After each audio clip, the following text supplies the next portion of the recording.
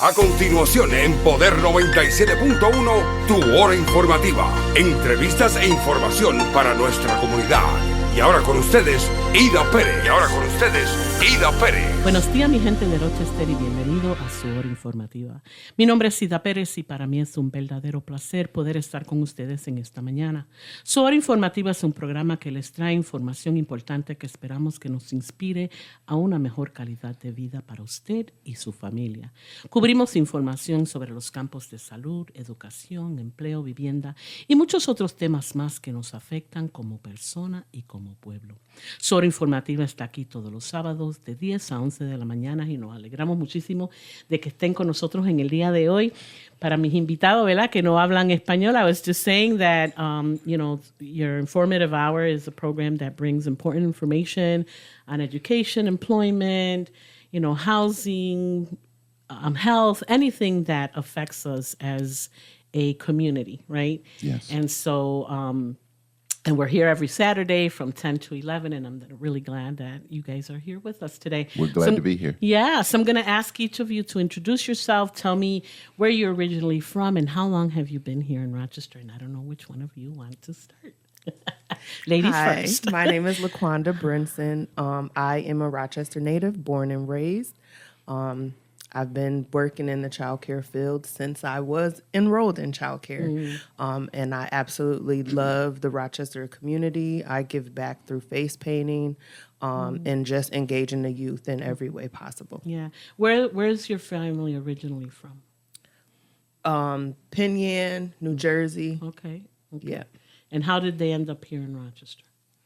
They just migrated. My grandfather owned a business, Hollywood Palms, and a store in Midtown Plaza. Oh, okay. Yeah. Oh, I probably went there, right? Yeah, lots of people. Yeah, we missed Midtown Plaza. Yes, it was called Ice Fashion. Oh, okay. Okay, cool. Yep. How about you? My name is William Powell. I am the founder and executive director of the Player One Academy.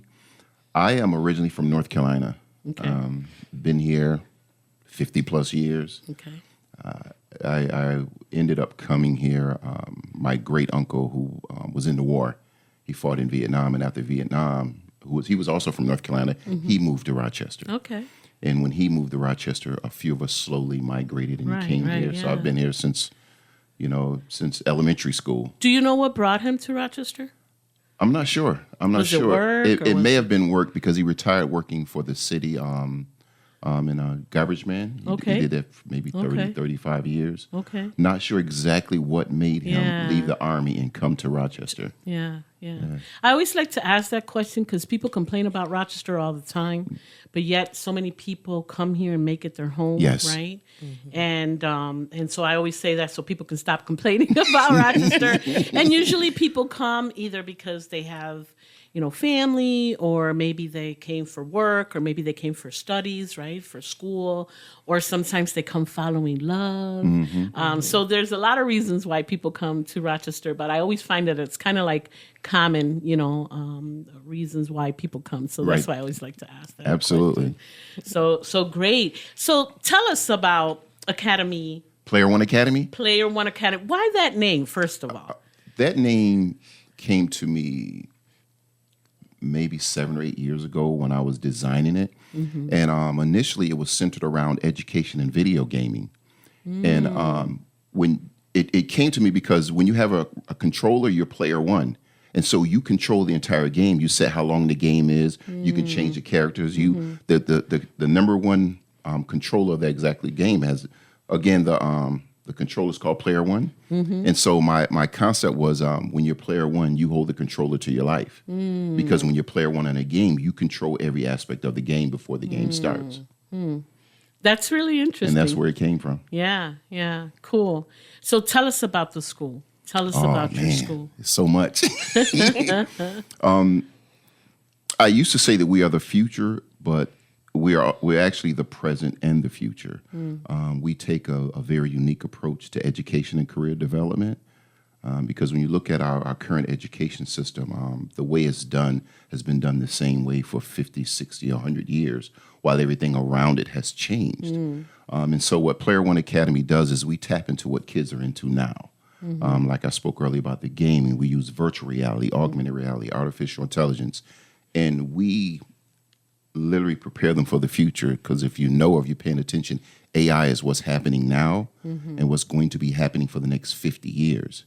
And so what our approach is, if we're not engulfing our kids in that, by the time they graduate, they've already lost. They're already 20 and 30 years behind. So our core focus is virtual reality, augmented reality, because with the virtual and augmented reality, for example, if a child is taking math or reading, we're able to create immersive environments. And studies show when you're immersed in a subject, you retain more of that particular curriculum, as opposed to the traditional way of a teacher standing in front of the classroom teaching. Studies also show that we retain maybe 5 to 10% of learning that way, but in an immersive environment, we can retain up to 80%. Yeah. And so that's our strategy, and we're the present and the future. So are you separate from you're not associated with the district? Are you a charter school? Like, what are you? We're not associated with self-sustaining. We're not associated with the district, with charter schools. Although we are moving forward with eventually opening charter schools, but we're self-sufficient. We have 3, soon to be 4 locations in downtown Rochester, on St. Paul. We've just partnered with the YMCA, where we will have a Player One Academy in all their urban communities, and we're growing at an incredible pace. Yeah. So how do you sustain yourself? Like, where does the money come from? It initially started from grants and my own money. Wow. The grants are kind of far and few in between, because if you know anything about grants, they got this thing where you have to be, in the field for 5 years before they even give you any funding. Yeah. And if and the cause was too great for me to wait. The cause is like, it pulls at me every day. It pulls at me every single day. So I just look at what I got and just make it work. Wow. How many students are you serving? Right now, we're not serving any students now. Prior to that, we were serving around 40-something students. But we've just, I can say, maybe tripled our current size, at least double. And say the next month, we'll be serving around, would you say 110 students? Yes. About 110 students. And we have there's another part that will probably give us an additional 100 students. And that's what makes it so great. It's all right in the same area. So you said you're not currently serving any students? Not until... We're pending our child care license approval. Okay. So we'll be entering into the child care field, as well as having a before and after school program. Okay. And then the youth programs. Gotcha. So you're going to start a child care services through OCFS, I'm assuming? Yes. And then parents can either apply for DSS or they can pay private, or how is that going to work? Yes, it'll be DHS applications and private pay. Okay. And so I'm assuming, right, because, Ibero has a child care center as well, and we start with infants and toddlers, and we kind of move those kids into our preschool. So I'm assuming you're going to start with babies and then eventually move them into, when they're ready for school age, you'll move them into those programs. Correct. Yes. The whole foundation of it started with school age, and then that's the other locations that we've just obtained, the preschool and then our infant toddler. Gotcha. So right now it'll be before and after, correct? Yes, it'll be before and after and during, because we're doing infant and toddlers. And our programs range from infant to senior citizens. Oh, wow. Yeah, so we carry a wide range of programs. So what do you do with the seniors? With seniors, again, using the virtual reality, augmented reality, we can take everybody on a field trip to Africa, from sitting in one space. For those who are looking to gather more education, again, using those same tools, we can increase their retention rate using those tools. So the education could be learning more about computers or simply just learning about AI. So again, we from the cradle to Yeah. Yeah. To senior citizens, we have a long list of programs, and our partnership with the Y helps us move forward with the adult and seniors. Yeah. Yeah. I'm kind of like, I have to be honest. I'm trying to picture this, right? I'm trying to picture it in my brain, because I'm an early childhood person. I've done early childhood all my life for 30 something years. Wow. That's all I've done. That's all I've done in my entire life. In fact, I teach a CDA class for people that want to work in childcare or want to open their own childcare at home. And so all my life it's been early childhood, right? And early childhood I always think of, hands-on, that type. So I'm having a hard time thinking about, okay, how would this work virtually? How would this work with a computer? Like how, and I get it. I understand that is the future. I mean, when you were talking about the idea that you have, that you are the present and you are the future, that makes a lot of sense to me. Right. And I know even now, with my CDA students who are adults, people still don't know computer. People still don't know how to save something on Word. They don't know how to save their document to a flash drive. Right. So sometimes I find myself having to teach people how to do that. Right. And so we are in a world of technology. We are in a world of, artificial intelligence and all of this other stuff. But I still have a hard time grasping that. like you would really have to convince me that this is the way to go. And you know what? Most people do simply because they're not used to it. But I can say this. You visit our facility one time, you'll be like, yeah, I got it. Where do I start? Would you agree with that?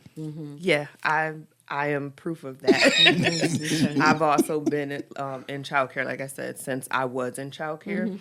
And I had actually taken a position where I wasn't even working in Rochester. I was working in locations from Syracuse to Buffalo. And when I got the interview at Player One Academy, it was just like, wow, this is something unheard of, something being created that doesn't exist. Yeah. And it allowed me to be able to use my education and my experience and merge it into the AI and VR technology.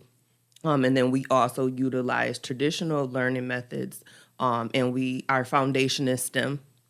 So in addition to the AR, VR, we're doing worksheet packets, experiments at the table, and then we're taking that into the virtual reality. And then that just ties it all in. So everything that they learned on the worksheet, what they did in the project, they're now being able to go into a virtual world. And one example, you can go into a tomato and see the DNA structure of a tomato.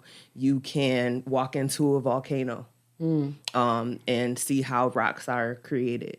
So it's literally everything that you're doing in real life, you can also do in the virtual world. Yeah, yeah. I could see that. I can understand, right? Wanting to see something close. And, Absolutely. You could do that virtually. So how does the curriculum develop? Because you also have to find things that, if it's not out there, are you creating it? Like, how does that work? Well, most of the curriculum, when it comes from she can speak more from the like she spoke earlier about the worksheet packets and that, and I can speak more from the technology part.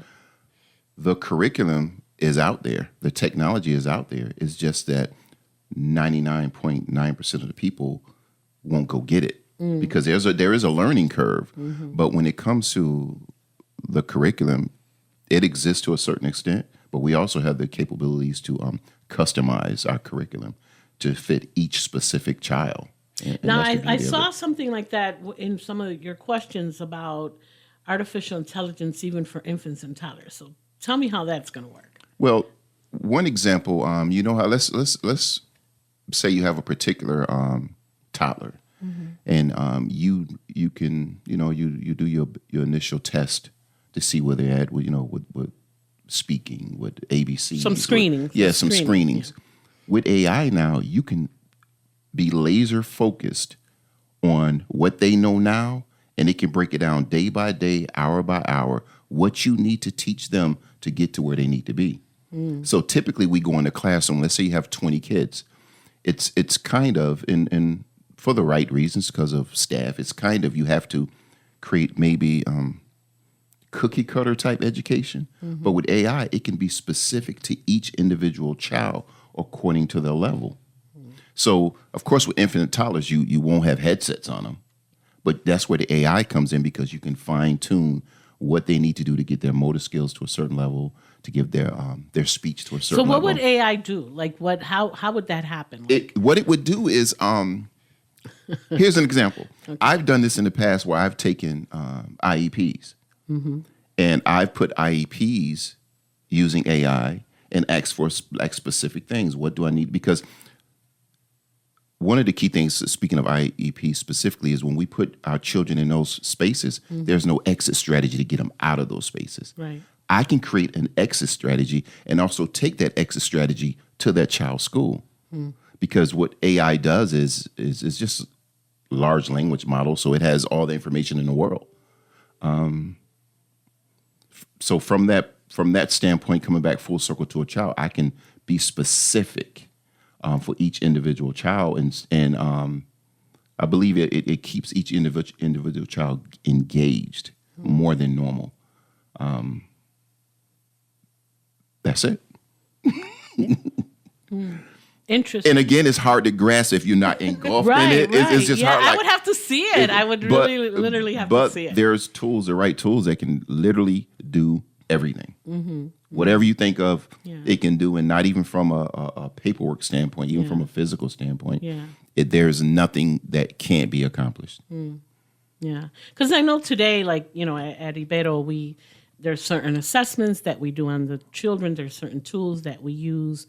It's all based on observation that the teachers may have with the child, and based on those observations, they may write up some anecdotes, and then based on those anecdotes, we'll put them where they fall, whether it's social, whether it's language, whether it's development, whatever the case may be. And then, those certain tools give us some ideas, okay, this is what we need to work on with this child. It can also, it is kind of, you could enter it into a database where it kind of can group the kids based on how they all scored. So then you can work on very specific things with a group of students based on their needs. I'm just curious how I don't know much about AI, so I don't know how that works, right? So I'm just curious how AI will do that. AI does the whole breakdown for you.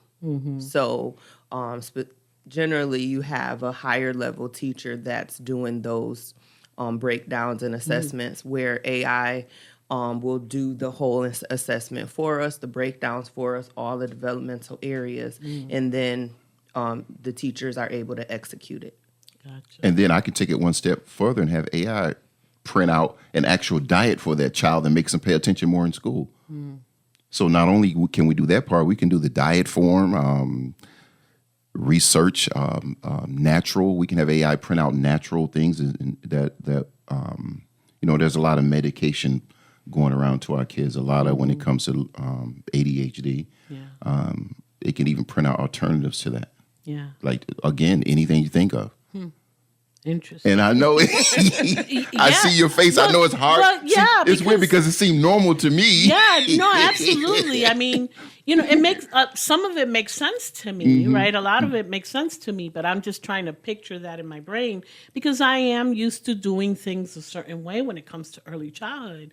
And you guys are talking about way beyond, way ahead of my time, right? So I'm trying to catch up with you guys here. And from a number standpoint, I think the recent study said by 2030 now, it's 400 million locally and 1 billion jobs worldwide that AI will replace. So the strategy now, even when it comes to childcare and all that, you can, if you don't grab it now, by the time it's time for you to grab it, you'll be tapped on the shoulder saying, can you pack your stuff up and leave? Yeah. Because AI can replace so many different jobs. And again, because it's so massive, if we're not engulfing our kids in it, every week they're losing. So what would you expect a child that, let's say a kid starts with you at 6 weeks old, right? And they go through all of your programs. Like, what is your expectation for that child when it comes to artificial intelligence? Like, when it comes to dealing with the technology, like what do you see them doing? Because if you're saying they're eventually going to be replaced by, like, so what would they do? Well, what would be the advantage that they have? Well, let me. AI will replace those who aren't familiar with AI. Okay. Let me fix that. That makes sense. Yeah. Okay. AI will replace those who aren't familiar. And when you start at 6 weeks, going up to what age? That'll help me determine what I expect out of them. So if they start at 6 weeks with us, and they go to high school, and they graduate from high school. If they go from that and graduate high school, they will be more valuable at any job than the CEO. Because they'll be able to go into any workspace and make every aspect of a job. The word I'm looking for is automate. They'll be able to go in and automate everything. So they can spend that time with us and be more valuable than someone that just spent 8 years in college. Unless you're doing something physical, if you're a doctor or a surgeon, things like that. But as far as any job, they would be at the top of the food chain with no college. Yeah. And everything today requires some knowledge of some technology of some sort, right? Yes. Because even a cashier, I mean, those cashier registers now are very digital. They're, there's different things. It's not your regular, you punch Absolutely. in a number and, the drawer opens and whatever. Like, there's different things that can be done. I know that, even within my scope of work, there's databases that I have to enter information in, in order to generate certain things. So there's technology in just about everything that we do. But you guys are just taking it a step further and preparing those kids for all kinds of technology that they may encounter. Absolutely. Absolutely. And I don't know, because I think about it a lot, and we talk about it a lot. I think that if you're doing any type of youth programs, education programs, if you're not engulfing the children in that, I think it's you're not really preparing them for the future. Would you agree? Yes. Yeah, I agree. As a kid, we were taught like, oh, you can get a job at GM or Bar Shalom, and you would make Kodak, 20 and Kodak, and those don't exist anymore. Those jobs aren't available for us. Yeah. Whereas being able to engage in AI and VR technology at a young age, you'll be able to be the technicians. You'll be able to, I think we had a conversation the other week. I was at another job. I was doing like 300 emails a day. You can now create an AI agent to answer those emails for you, to make the phone calls for you, to do marketing for you, reaching out to different businesses. So just that knowledge alone, and the willingness to learn, and not feeling intimidated by it will make our students, more marketable. Yeah. Absolutely. Yeah. I mean, I'm I see it on your yes, face. I am such I don't really get it, but it sounds good. I mean, no, it makes sense. I guess Yes. when you're explaining it, obviously it makes sense. I'm just trying to kind of take my own personal feelings aside, Right. Because I'm a feely, touchy person, Right. So I want to make that phone call. I want to answer that email. I want my hands on it. And so I just don't. I even I mean, and today, like, you have a birthday and everybody texts you. Nobody calls you anymore Right. to wish you a happy Right. birthday, right? Everybody puts it on Facebook. They'll send the cutest little things on Facebook, but it's not the same as getting that card in the mail. Like, I'm so Right. old-fashioned, Right. right? Like, I still want to get a card in the mail. I still want to get that phone call from, my Absolutely. friend to wish me happy birthday or whatever. I still want to be able to make that call myself. So, it's hard. It's hard for me to think that way because I'm old fashioned, I'm old fashioned, but I get it, but I also get it. And I get it that the way that I still have my nieces and my daughters that, say, Titi, you still send out checks in the mail. Yeah, I still like to write a check. Like, why do you, that's so long ago. I had ordered some checks and they hadn't come in, and I was kind of freaking out, and I had to go to the bank and get like some certified ones and whatever. They're like, why are you still writing checks? I said, because I want to be able to write the check. I want to know who I wrote it to, right? So that's me, right? That's the kind of person that I am. So it would probably be hard for me to kind of like grasp all of this. But when you're explaining it, it does make sense. Yeah, it makes a lot of sense. And it's not going anywhere. It's the level of artificial intelligence is increasing tenfold every day. It changes literally every week. Yeah. So you can either embrace it or ignore it, and then the world evolves and you don't. Yeah. It's so funny because the other day here at the radio, Johnny Mambo, who is our radio manager, and he has a program in the morning, with the whole talk about Bad Bunny's new album. And, he did some really cool things that are really going to benefit Puerto Rico. And he played a song. He played one of Bad Bunny's new songs in his album, but it was another singer, I don't even think he's alive anymore, was singing it. And so I remember texting him. I was like, why are you playing Bad Bunny's song with somebody else singing it? He's like, that's artificial intelligence. I was like, stop it. Don't do that. Let us get over this album first before you go inserting anybody else singing his songs. He's like, but isn't it cool? I was like, yeah, I guess it is, but I still want to hear Bad Bunny singing it, not this other person that already passed away. So, I mean, it's there, like you said. It's there. Yep. It could do a lot of different things. And I remember sitting at a board meeting. I sit on a couple of boards, and, we talked a lot about, artificial intelligence and what would that mean for this particular organization.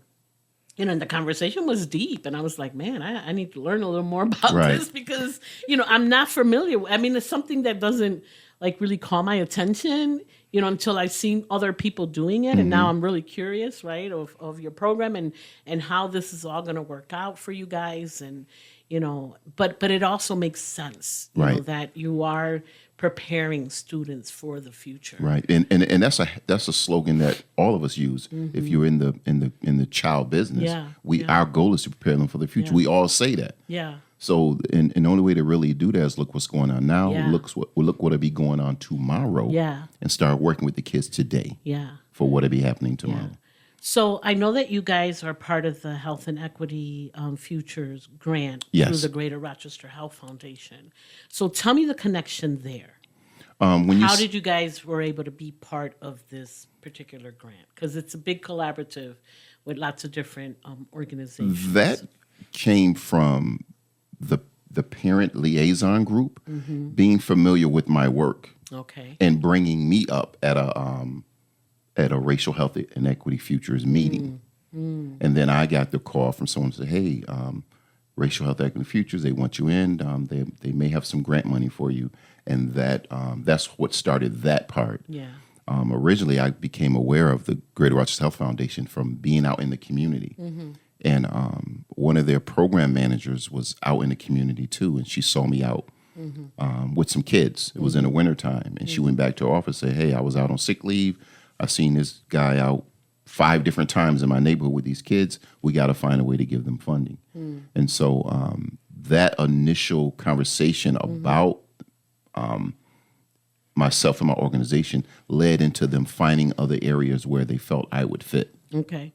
So what exactly do you do with the funding from the Greater Rochester Health? With the Greater Rochester Health Foundation, that funding initially, it went to education, equipment and supplies, but at the beginning, a bulk of it went to community initiatives. Like we have a free grocery delivery hotline. We just call, no questions asked. We deliver it to your house. Oh, wow. It went to supplies and stuff for cleaning up the community, taking kids out in the community. So initially, all of that went to just giving it right back to the community, like immediately, with no questions asked. Yeah. And then that evolved into when we got our first location, and of course, then it went to furniture and supplies, and still was operating off volunteers. Yeah. And it slowly evolved. And again, like I said earlier, as the mission grew, I said, okay, the grant money. I got to do more than that in order to match the demand for what we what we have to offer the community. Cool. So how would you engage parents in your program? Because I know that's a big part of the Greater Rochester Health Foundation. Yes. They want parents to have a voice in whatever it is that we're doing with their children. So tell us a little bit about your parents and, how you're engaging them and how are they being a part of what you're offering? So with the community outreach, parents are, of course, welcome. In the child care field, parents are always welcome. It's an open door policy. Yeah. So we just tap into the resources and the skill sets of our families, utilizing them in different events, and as well as accessing their resources. So whatever it surrounds their lives, whatever their profession is, we tap into that, having them present to our children, and then just communicating with them whatever their family needs are, and being able to help them in that way. Yeah. Tell me a little bit about your composition for the school, like, your leadership, your teachers, like tell me how that is set up. Well, our composition for the school, right now we're interviewing and hiring.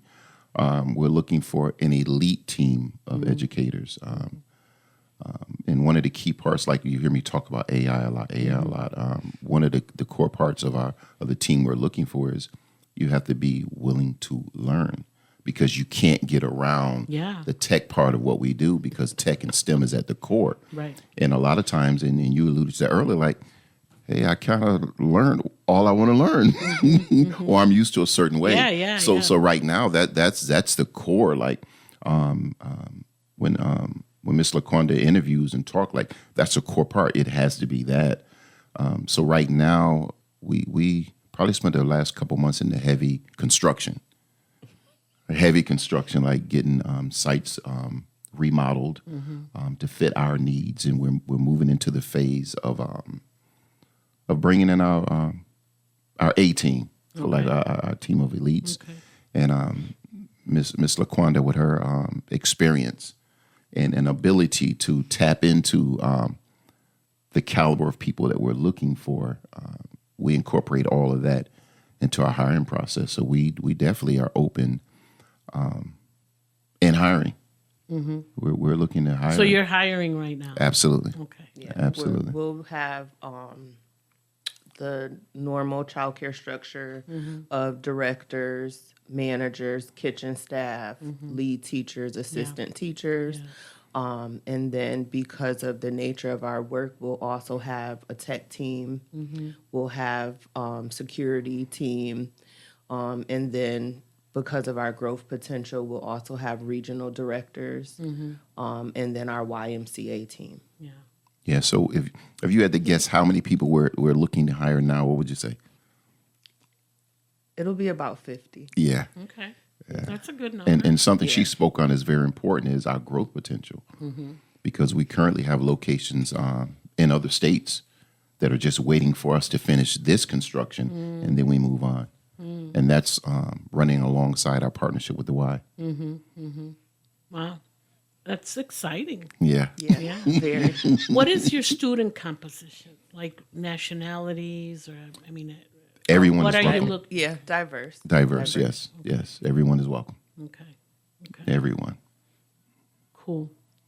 Because our goal is to create an army of future leaders that just, because I always say, you give us somebody a child for 3 and 4 years, they can be in the 9th and 10th grade and be ready, can walk out the door and enter the workforce. Yeah. Definitely by the time they graduate.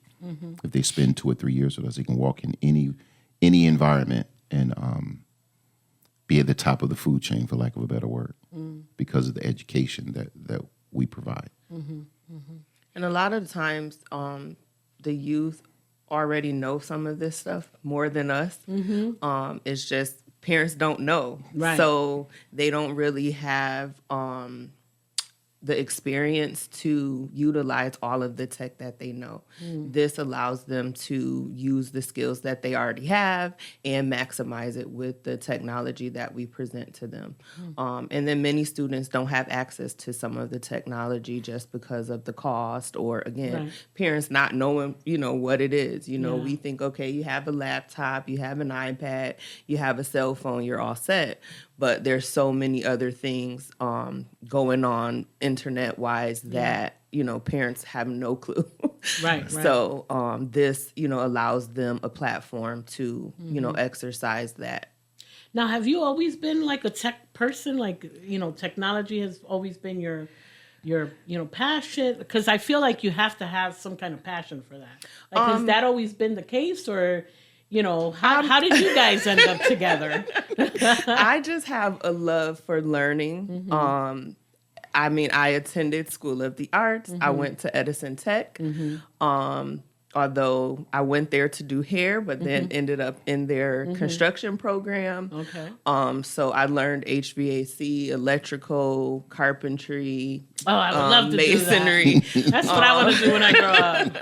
I want to remodel my own house. Yep, and I'm in the process of doing that now. Cool. And so I guess through my work in childcare and administration, I just started to tap into technology, seeing how to reboot the computer, learning the different skills of sending the emails, trying to get faster at it, faster at my typing, and just learning as new things came along. I'm an 80s baby, so I've seen the telephone from when it was the turn thing to, flip phone, or the car cell phone. So I've evolved with the technology. So I just embrace it, try to get to know as much as I can. And then partnering with Player One Academy, I've just metamorphosed into a whole new world.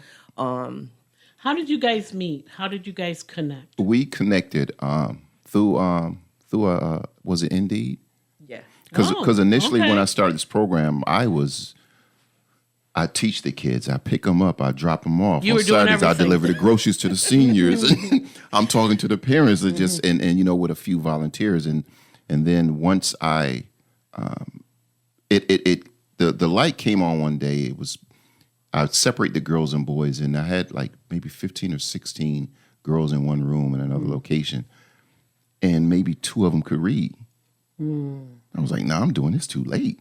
They 12, 13 years old. Nah, I'm doing this too late. Yeah. And I'm doing this way too late. Yeah. And so then when I started looking into it and deciding to start at an early age, my search started. And I knew there was a specific person I wanted. So we sat one time and negotiations didn't work. and I probably told it maybe 25 or 30 people. Easy. But I knew she was the one. Tried again. Our negotiations didn't work. and to the point where there were people okay, you're going to be the director. And then nah, it doesn't feel right. It doesn't feel right. Send another email. Listen, let's meet again. Let me show you where this is headed. And I think about it every day. I 100% made the right choice. 100% without a doubt, because her energy and her expertise, I don't think we would be growing as fast as we are if I wasn't relentless on bringing her into the team, because a lot of things, I had experience doing everything 7 days a week. So a lot of things going on now, they're like, nah, I can't do all that. I'm not going to do that, because, sometimes you can even hire the right people, but for where we're headed, it takes a person with a certain spark, and you have to be able to see the future. Yeah. And again, coming full circle, be open to learn what's going on, because again, when you were talking earlier, what I think is normal is not normal to everybody. I think AI is normal. I think robots is normal. Right. I think robot dogs is normal. No, I that think scared the heck out of me. I think all that is normal, because I research it all the time. Okay, let me look I'm at this still space. getting used to talking to Alexa. Alexa, what time is it? I'm still getting used to that. My daughter, bought me the system, and she's like, Mom, you can ask her anything. And I'm like, I don't know. It's kind of creepy. Someone to me. always listening. Right. It's like, it's kind of weird. I mean, I'm getting a little more used to it, and I do use her more often for certain things, but I still have to kind of think about it. Oh, wait a minute. Let me ask Alexa. Right. The other day I was trying to spell a word, and I didn't have my phone with me, and I'm like, hey, Alexa, how do you spell blah, blah, blah? And she spelled it for me. I was like, oh, okay. This is good, right? But I never would have thought about that. Right. Like I have to think about, like I have to kind of like remind myself, okay, Alexa's there. She can help me. Right. And Alexa is AI. Yeah, I know. It's AI. People don't understand AI. Yeah, AI been around for years. I People know. don't understand that. And for a minute I was having conversations with her because I was home by myself and all day long. And so y'all became friends. So I would ask her about the weather. I would ask her about this. I would ask her about that. And I'm like, oh, I need to stop talking to Alexa. I'm not a crazy person right now. But I think I even posted something on Facebook like, Alexa and I were getting to know each other. But, it's weird to me, though. It's weird. Mm-hmm. Not that it's bad. I'm not saying that it's bad. I would never say that. It's just weird. It's supposed different. to be. If he's not used to it, it's supposed to be. Yeah, it's different. And go ahead. One other thing that I've started to experience as I, get more closer with, technology is that we need to buy in minorities because as I'm developing lesson plans and curriculum and I'm asking different things, they don't necessarily have different culture. Yeah. Right. Oh, because, definitely. that information. We can always do better in that area. Exactly. Yes. That information is being inputted somewhere else. And if people that look like us are not inputting that information, it's not getting put into the database. Right. And so I'm arguing with the AI sometimes, like, well, do you know this about Black history? Do you know this about different cultures? And it's like, I can't help you at this moment. So then I'm sending my feedback. And I've said that to Mr. Will many times, like, they don't have our information. So, it is important that people start to buy in because if we're not embracing it, our cultures are going to be left behind. Yeah. It's funny because I remember when my daughter was setting it up, when she was setting up Alexa for me, I said to her, make sure that she pronounced my name correctly. Because my name is spelled IDA, and in English they'll say Ida, and it's not Ida, it's Ida.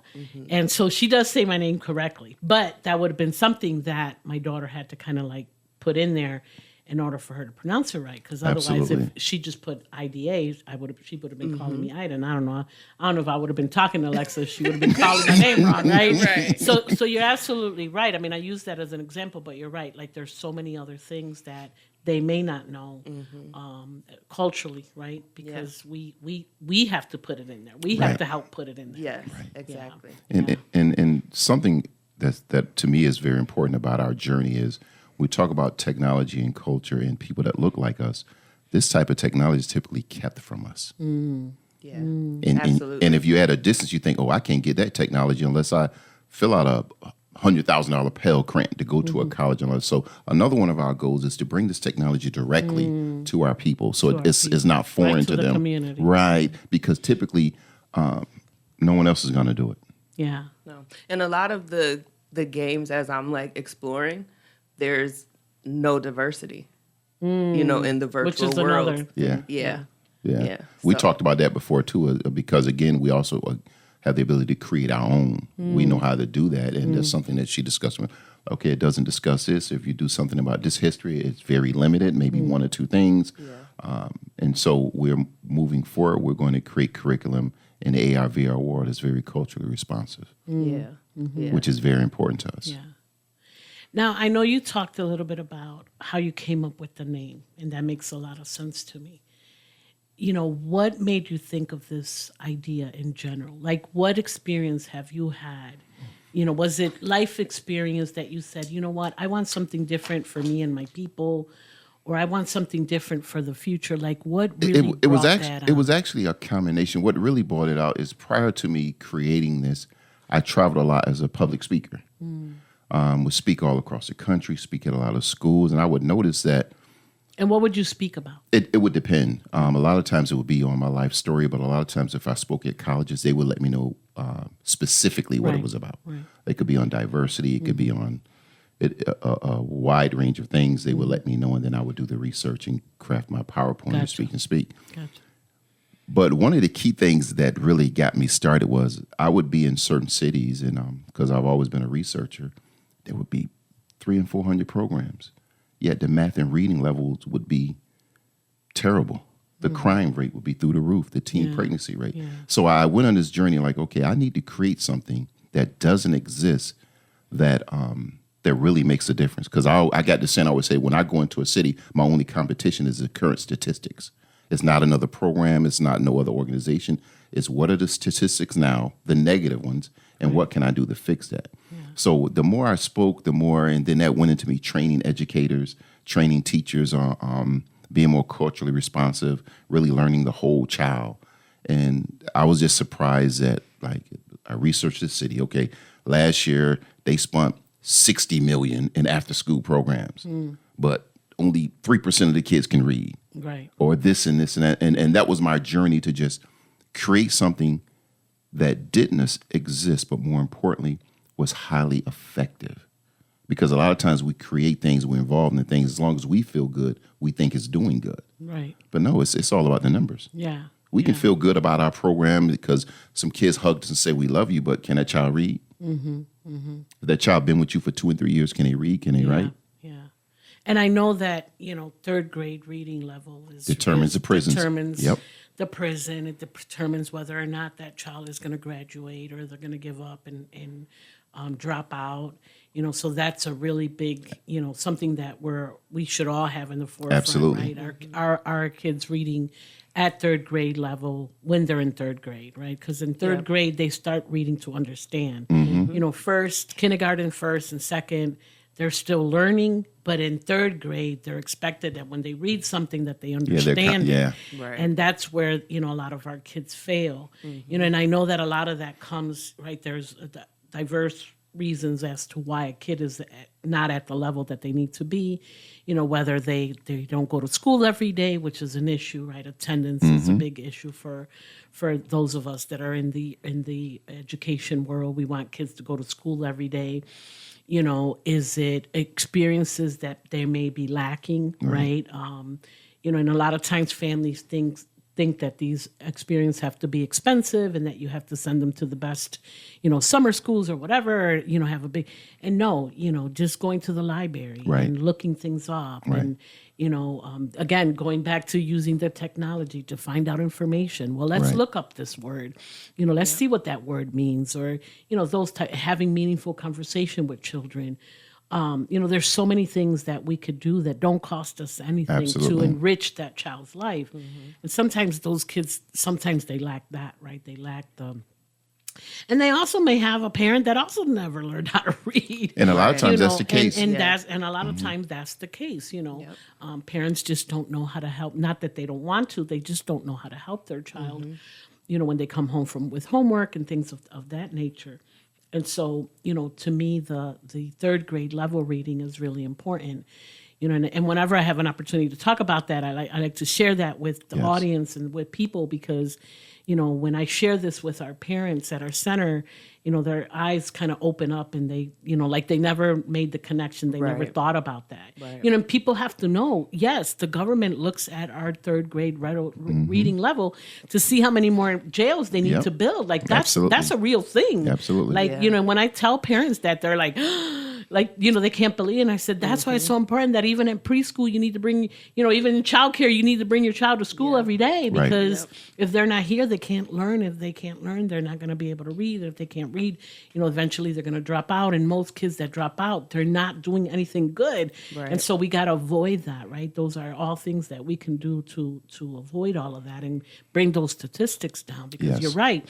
So much money is pumped into different programs, but are they truly making a difference? Are they truly making an impact? Right. And so I'm kind of glad that, you were looking at it in that way and that you're trying to do your part, right, to remedy that. We won't be able to get every kid, but as many as we can, we want to be able to offer them that opportunity. And it's time to make learning fun. Yeah. Learning isn't fun. Kids are not enthused about going to school. It's just just mundane. So we're moving forward to create an environment where you can't wait to get up and come to Player One. Yeah. Like over the summer, we had some kids like doing the money spread on their arm, and I'm like, okay, that's all cool, but how do you know if someone's gonna jip you out of the money if you know if you don't know how to add it up, or if you don't know? So then they're like, oh, okay, how are you gonna be able to buy that nice car and those nice sneakers? So taking what they're interested in and showing them the relevance of why they're learning what they're learning in school. Sometimes they don't see that connection. And just embracing the families to help them know, like, you are your child's first teacher. So you don't have to feel intimidated when you come here. We don't know more than you know. You are the expert for your child. That's right. And helping them to take on that role and understand that kids learn in their environment, and everything that they're learning at home, we're also going to embrace in school. And we're going to figure out an activity to embrace that, whatever they learned at home. Yeah, cool. So if someone is interested in enrolling their child in your program, I know you're still waiting for your license to be approved, but once that's open, like, where do they have to call? Who do they talk to? Like, how can they be involved? Well, there's a lot of different ways. Go on our website, www.player1academy.org. You can go on our childcare website, www.player1childcare.org. And on that particular website, you can fill out an application right on the site. And that application goes directly to Miss LaQuanda, and she'll set up a call, a meeting, and we'll get your child on the path to a very, very bright future. We guarantee it. What about people that may be interested in working with you? We can do the same thing. You can call us at well, you can email us at LaQuanda Brinson at player1childcare.org. And spell her name.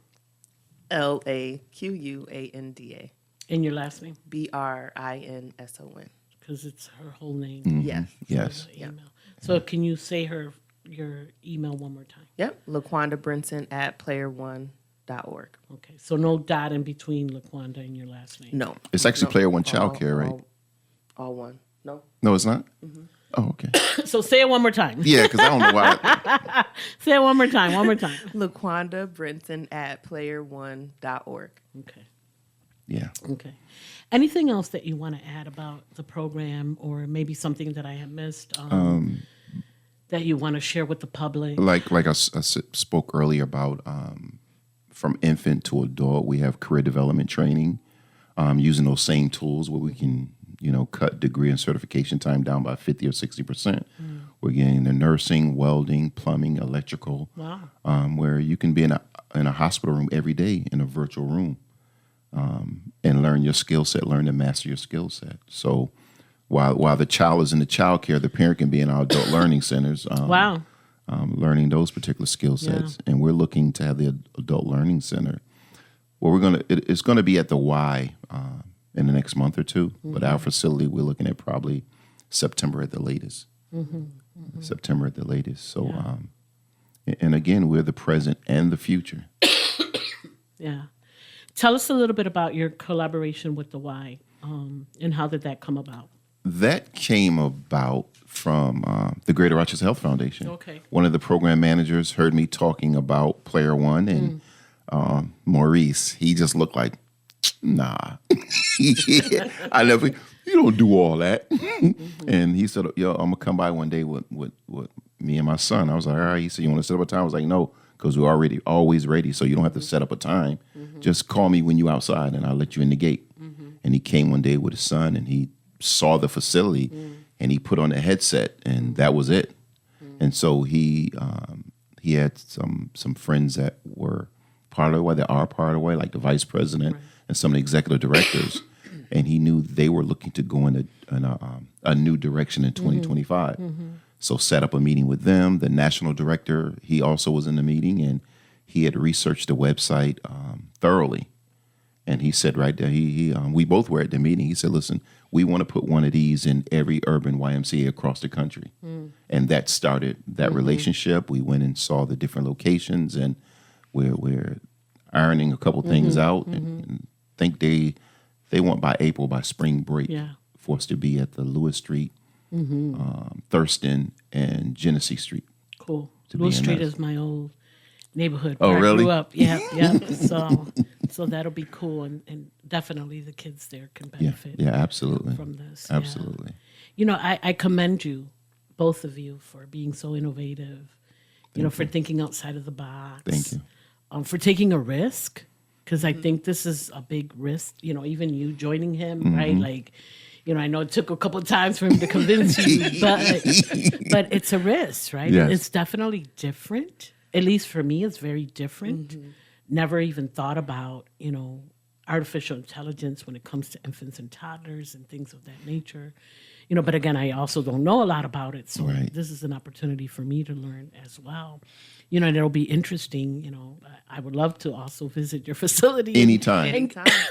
And get a hands-on, because I have to feel it. I have to, touch it. And a lot of people feel like when I spoke earlier about how we partner with the Y, I was talking about it just briefly, and somebody was like, his exact face was like, yeah, right. I don't believe that. I can see Maurice doing that too. He was like, yeah, right. I don't believe that. Yeah. All right, well, you pick a day. Yeah. You just come on down. And then he calls, hey, me and my son are outside. All right, come on there. Cool. And once he actually saw the facility and put on the headsets, that was it. Yeah. So again, I commend you for doing this. I hope that you're able to fill up all your positions and that you get your license soon. I know that process. I know it take a little time, and they work at their own pace. But hopefully, it sounds like you got the right person here to make that happen for you guys. So, I wish you the best. Thank you so this much. is I really really appreciate cool. that. I feel like I've learned a lot. I really appreciate I'm that. so glad that I've had you here on the show, and that Thanks other for people having can us. learn about your program and find out Appreciate more it. about that. I like to end the show by asking if there's a phrase or a saying that you grew up with that still resonates with you today, and I don't know if either one of you have one. Well, my mom always would say, don't tell me what other people are doing. Tell me what you're doing. What did you do? So I still stand by it. I didn't realize it until I entered the workplace, but it has helped me succeed. Gain positions that I didn't and hold even your own apply responsibilities, for. right? And good be advice. able to embrace this new technology things that are coming that I had no clue. So Awesome. worry about yourself. Right. Yeah. What about you? And mine is similar, and is one I think in the past few years, even when I designed this, I always think about, like, I don't care what anyone else isn't or isn't doing for our community. I'm just focused on what I can do. Right. Yeah. And I live by that. And can you imagine if we all did what we could Yeah. for our community? How many people will be doing things? Oh, Right. yeah. Right? Yes. Like that. I like that one as well. Yes. Well, I mean, and even yourself. I mean, I've seen Ibero grow from the child care center to, I mean, you guys have buildings popping up all over this we community. own most of Clifford Avenue. Yes. Yes. So, I mean, And we're your work constantly is proof of growing. it. Yeah. Well, thank you both for being here with Thank us you today. for having Thank you us. for sharing, about your academy and Absolutely. all the great things that you guys are planning to do, and really preparing our children for the future, which I think is really important, the Absolutely. present and the future, Yes. like you said. Gracias a todos por acompañarnos en esta mañana. Lo esperamos nuevamente el próximo sábado de 10 a 11 de la mañana en Poder 97.1 FM, la única estación radial latina con dueños y operados por latinos, por la comunidad, para la comunidad. Esto ha sido su hora informativa, trayendo la información importante para una mejor calidad de vida. Que pasen una linda semana. Hasta la próxima, mi gente.